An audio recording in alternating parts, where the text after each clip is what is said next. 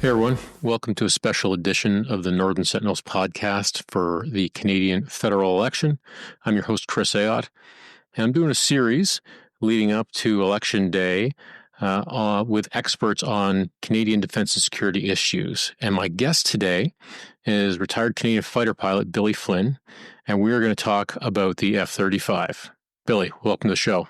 Chris, thanks for having me on. I'm happy to be part of your series. First thing, why don't you introduce yourself to the listener and give them a sense of your connection to the F-35? Sure. Billie Flynn, I spent 23 years in the Canadian Armed Forces. I was the first baby pilot selected to fly the CF-18 more than 40 years ago, fighter pilot. And then at one point sent to test pilot school. I went to the United States Naval Test Pilot School. Then I spent 5 years in California as a test pilot on exchange with the United States Air Force, flying F-16s. Then back to Canada, finished my career as the commanding officer of an F-18 squadron in Cold Lake, Alberta. And I was the commanding officer of the infamous Balkan Rats, the Canadian Task Force Aviano that conducted combat over Kosovo and Serbia as part of NATO's Operation Allied Force in the spring of 1999, 26 years ago. I retired, became a civilian test pilot flying the Eurofighter Typhoon based in Munich, Germany.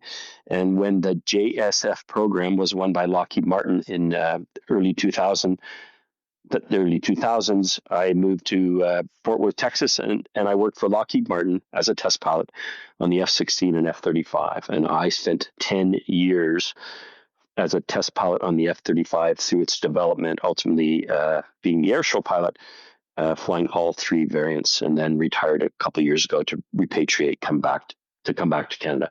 I have a significant part of my time in campaigns around the world, marketing and selling the F-35, but also as a test pilot with hundreds and hundreds of hours in the jet.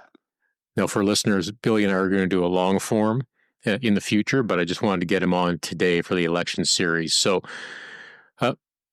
Billie, why was the F-35 selected, in your opinion, as a future fighter for Canada? And maybe as well, if there's a particular aspect of its fit into NORAD, that would be useful as well.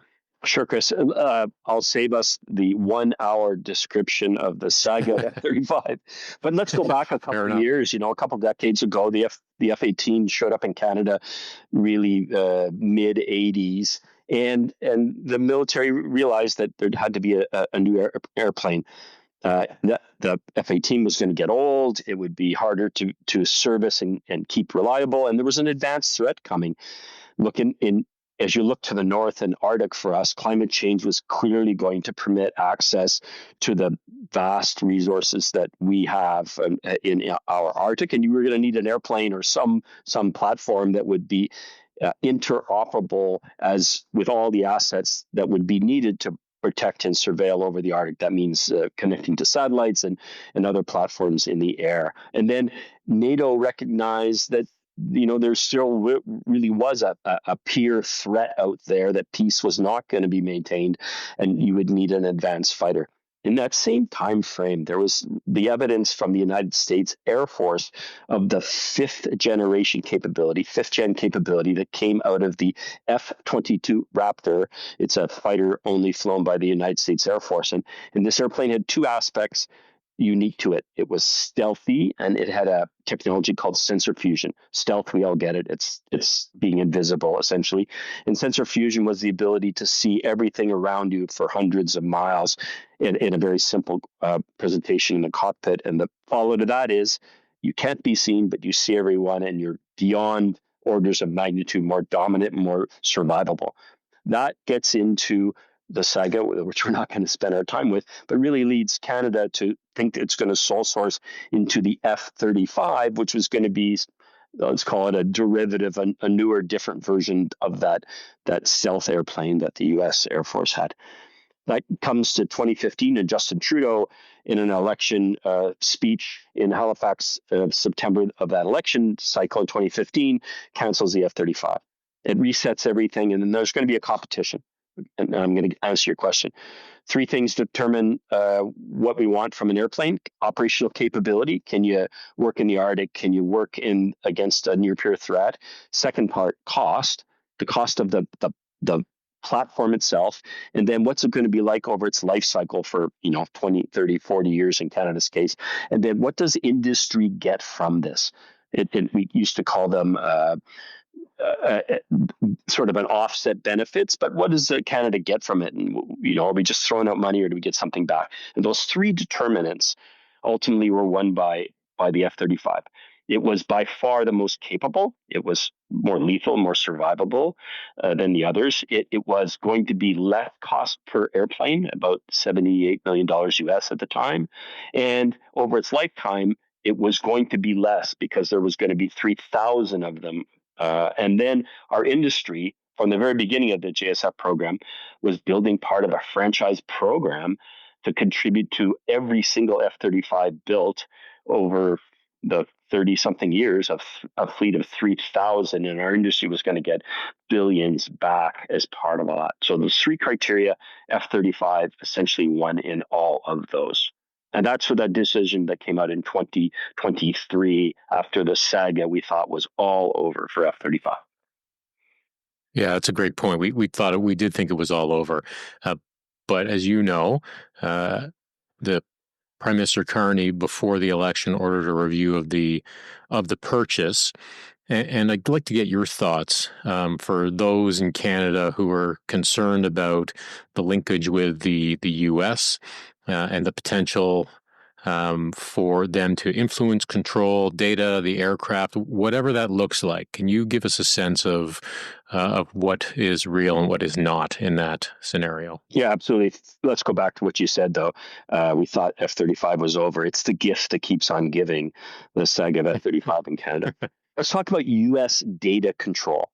One of the premises of F-35 all along was that it was the first time that a non-United States country would effectively be able to operate a spy plane, to live in the black world. It has always been the case that the American fighters had something more than we could ever have as Canadians or as Dutchmen or as Danes or as Brits. And F-35 was going to allow us all to join that game. This was not going to be an evolutionary step up, a slightly better Boeing Super Hornet, a Eurofighter Typhoon, a French Rafale, or a Swedish Gripen. This was going to be a spy plane that we would all get. But you weren't going to get access to the source code of this. You get to be part of the secret squirrel crowd, but you can't have it. And the reason is that the technology is so advanced in an F-35 that allows it to be an order of magnitude more lethal than anything else. We're so far ahead of the Russians and the Chinese that the only way they can ever catch up and make up that 15 years difference between our technologies and theirs is to hack into the F-35. And if you gave it to Canada, to Belgium, to Denmark, with the lax security systems that we've always had, because we've never had a spy plane, that would put the entire program at risk. And so America has always said, look, you can join this club and we're going to give you a super secret spy plane, but we're the ones that are going to manage this data. We can't risk it falling in the hands of our adversaries. And that's what drove it to be a special access program, so a black world program. And that's why everyone's been shut out of managing the data. Now, that all works when you trust each other and you trust America. And clearly the Trump factor has changed that. And I know you're going to deal with it with other guests, but it's the shock and awe that we're facing right now. On one extreme of the polls, we're going to sever all relations with America, never talk to them again. And the other poll is, it's just a blip in history, and it'll be the status quo. And we as Canadians in this chaos find ourselves having to do the risk analysis in between. Let me throw some points out to you. There's an interdependency of America and Canada for a continental defense. It's not just the Arctic. The threats to this continent come from 360 degrees. They are hypersonic missiles. They are intercontinental ballistic missiles. They are cruise missile threats. And the North American air defense has to monitor the Arctic, the South Pacific coast, and Atlantic coast. And America depends on Canada Clearly, we depend on them. But the United States depends on Canadians. And so the suggestion that they would shut off Canada would open up the entire Northern Avenue and make them completely vulnerable, which I suggest is never going to happen. Let's throw some other things out there. There is no kill switch. Donald Trump does not have a remote access to shut down the F-35. It is true that in this super secret squirrel program, they conceivably they could say, okay, whatever country X or Canada, we don't want you to be part of the program anymore. Forget all the reasons I gave to this point, and they would stop sending you the updates. And much like your iPhone, at some point you didn't get an iOS update, or you didn't update your apps on your phone, and your capability degrades over time. That part is true. I'll suggest that as we talk about those scenarios, and I hear them all the time in Canada, if you get to that point that America's shutting down Canada, it's going to be far more extreme than that. It's not just the F-35 that America could affect. Don't forget the GPS. I'll pick one thing, a non-kinetic thing. The GPS system that we rely on for all flying in Canada, that you and I rely on in our iPhone for Google Maps to go to, some shop in downtown Toronto or to get wherever we're driving. All of that is controlled by satellites that America controls. And if America really wanted to hurt Canada, they'd shut down GPS and none of us would be able to fly anywhere or drive anywhere or ever use a GPS function on our phone. So yes, they control the data. The reason they do it is so it never gets in the hands of the Chinese or the Russians. I don't believe that in our lifetime they would ever shut us off, because they depend on Canada and our capabilities, which will ultimately require our F-35s to help protect the continent. Now, when I was serving, Billy, one of the things that senior leaders, politicians, bureaucrats would ask is, if it got to a question like this, what are other countries doing? And do you have any sense of what other countries in the F-35 program are doing? Are they reacting at all? That's an interesting question. I was just in Australia, where the Australians had proposed pre-Trump to buy 28 new F-35s. And boy, that question's on the table right now. Imagine in Denmark with the Greenland question at how the Danes are trying to play this, letting the natives of Greenland push back on Trump. But what do the Danes say? And how do they do this dance not to offend Trump even more? Look, in Germany, German industry would love to shut out the F-35. They never wanted it. The reason the F-35 was selected for Germany is because it is nuclear capable as part of the NATO agreement. It's American nuclear weapons that German F-35s would carry. And so the Germans are looking at this thing. They'd love to kick F-35 out, but how do you play that dance also? I think everyone has angst, as we certainly do it in Canada, and it's very delicate as you look to be a partner in this. There's an interdependency in the manufacturing and support of every F-35. The parts are built in Winnipeg, Manitoba. They're built on the west coast of Canada. They're built in Halifax. They're built in Hamilton. They're built in the Netherlands. They're built in Denmark. They're built in Norway. So even America cannot function without all those countries supporting with parts. But how do you play this game right now? None of us know it. It occupies every part of every news cycle. So everyone, I think, is playing the same dance right now. I'm assuming after all that, you still think this is the right investment. So what would you say to a Canadian voter that has this on their bingo card for something that they're concerned about? We picked the F-35 in this long, painful Canadian procurement process that is open, fair, and transparent for all the right reasons. It is a revolutionary capability. Everyone that watched Tom Cruise beat up his students, and he was twice as good as the best adversaries in the Hollywood movies. Okay, he was twice as good. In an F-35 on any given day, we are 20 to 1 more lethal, and most importantly, in the Canadian context, more survivable than the very best adversarial capability out there.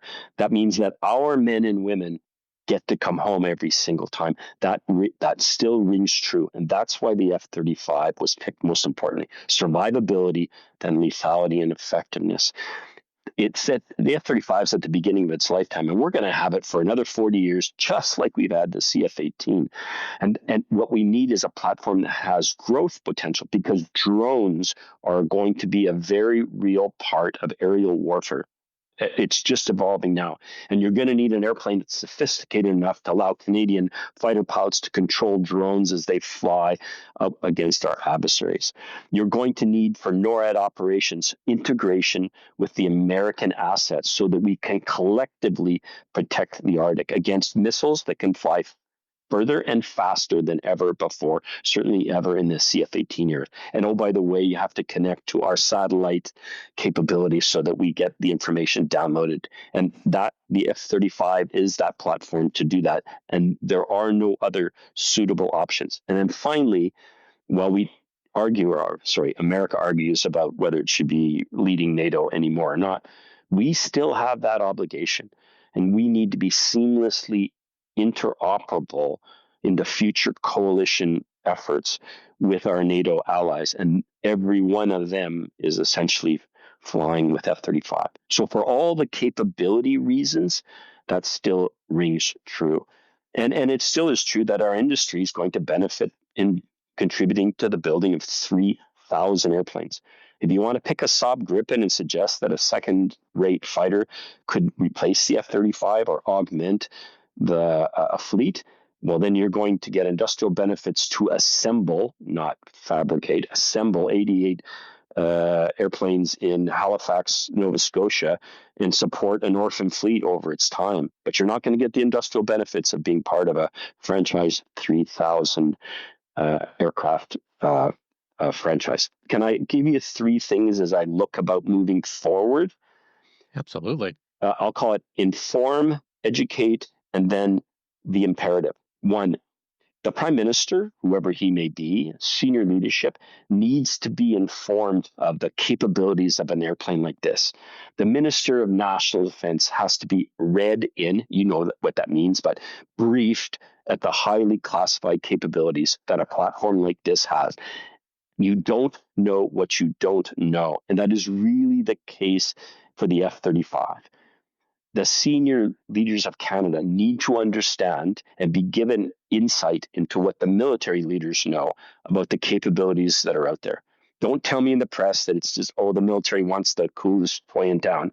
When they see the game-changing capabilities, then they can argue in the unclassified world with their peers and leadership of Canada why you would need a platform like this. Second, in Canada, there's a triangle between the politicians, the press, and the public, and each affects one another. And when we talk about a contentious issue like F-35 and who controls data, it's a circular. Public opinion drives what the media's putting out, which, oh, by the way, drives political reaction.